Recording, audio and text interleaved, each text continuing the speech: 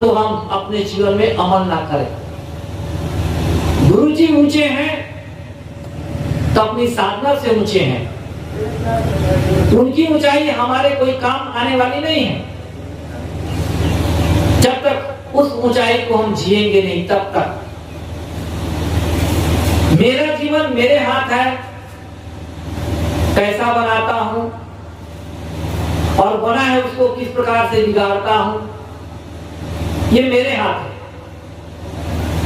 गुरु के हाथ नहीं।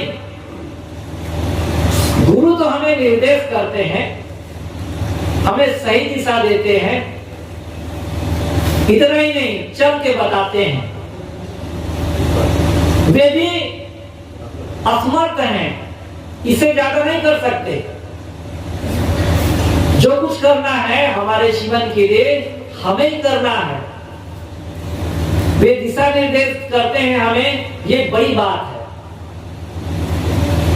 जब उनकी बातों को हम पकड़ लेते हैं, पकड़ने के साथ साथ चलने लगते हैं, तब धीरे धीरे हमारे जीवन में एक प्रकाश दिखाई देता है। गुरुदेव जी कहा करते थे, अच्छे अच्छे साधकों को भी ये भ्रम होता है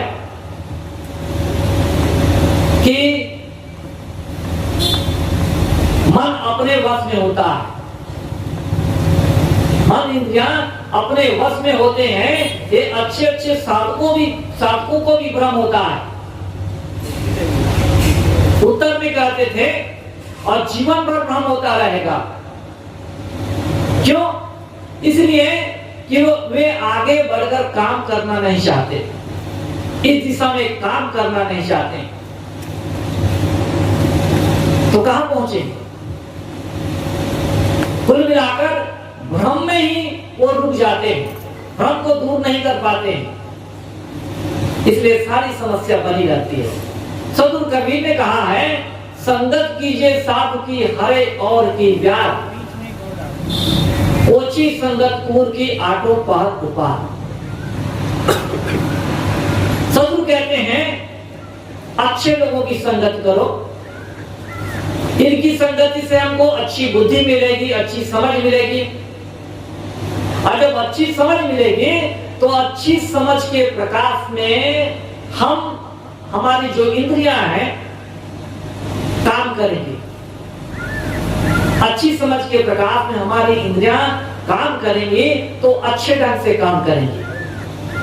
कुल मिलाकर कहने का मतलब यह है, हमारा जीवन बनेगा, बिगड़ेगा नहीं। हमारे पास अच्छी समझ होते हुए भी उस समझ का हम जीवन में प्रयोग में नहीं लेते। यहां पर हम भूल करते हैं। हम सोचते हैं हमारे पास अच्छी समझ हो गई मैंने सब कुछ हो गया। ये अधूरा ज्ञान है। पूरा ज्ञान है, अच्छी समझ का होना भी जरूरी है, साथ साथ अच्छी समझ के आधार पर जीना भी जरूरी है। तो सदगुरु कबीर कहते हैं, संगत कीजिए साधु की हरे और की व्याध, ओछी संगत कूर की आठों पहर उपार। अच्छी संगत से अच्छी समझ मिलती है, लेकिन अच्छी समझ तब तक हमारे लिए बेकार है जब तक अच्छी समझ का जीवन में प्रयोग न किया जाए। सदगुरु कहते हैं, ओछी संगत कूर की आठों पहर उपार। जो दुष्ट प्रकृति के व्यक्ति हैं,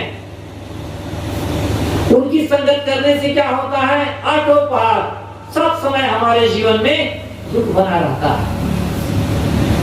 क्यों? इसलिए कि ओछी संगति हमको सही दिशा नहीं दे सकती, हमें सही जगह नहीं पहुंचा सकती, बल्कि गलत दिशा देगी और गलत जगह पहुंचाएगी। इसलिए हम सबका कर्तव्य होना चाहिए कि हम अपने जीवन में सत्संग करते हुए अपने जीवन में सही समझ पैदा करें। और इतना ही नहीं, सही समझ हो जाने के बाद हम उसको जिएं। क्योंकि सारी चीजें हमारे पास है खाने की, नहीं खाते हैं तो हमारा पेट नहीं भरेगा। इसी प्रकार हम जानते हैं कि हमारे जीवन में प्रसन्नता कैसे आती है, कैसे आएगी, किन बातों के कारण हम दुखी रहते हैं और किन बातों के कारण हम सुखी होंगे। इन सारी बातों का ज्ञान है हमें पर्याप्त। ज्ञान में किसी प्रकार की कमी नहीं है, हम बहुत जानते हैं।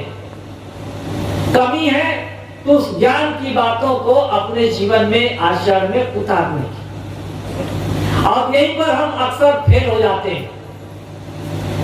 पूरी तैयारी है हमारे पास,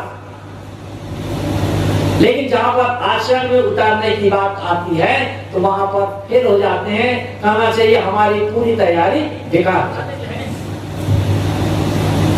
तो सद्गुरु कबीर कहते हैं आदमी को चाहिए कि वो अच्छे लोगों की संगति करे, जिससे कि उसके जीवन में अच्छी समझ पैदा हो, अच्छी बुद्धि पैदा हो, और अच्छी बुद्धि और अच्छी समझ के प्रकाश में अपने जीवन को यदि वो जीता है तो बिल्कुल सही जीता है, गलत ढंग से नहीं जीता है।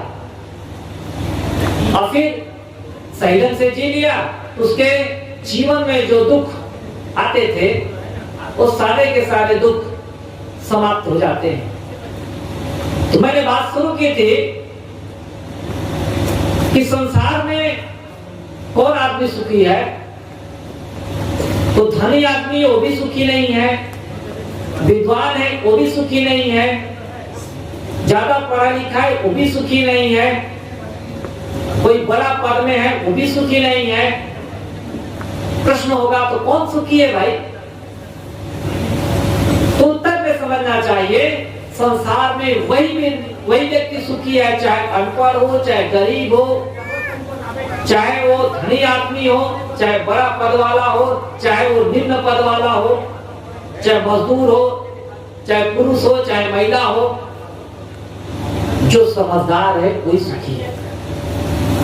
इसलिए हर स्थिति में हमको समझदार बनने की आवश्यकता है। सत्संग में हम अच्छी बातें अपने जीवन में प्राप्त करते हैं, अच्छी समझ प्राप्त करते हैं, और अच्छी समझ और अच्छी बुद्धि के आधार पर अपने जीवन को यदि हम नित्य जिया करते हैं तो बिल्कुल कोई संदेह नहीं है, निसंदेह हम सुखी होंगे।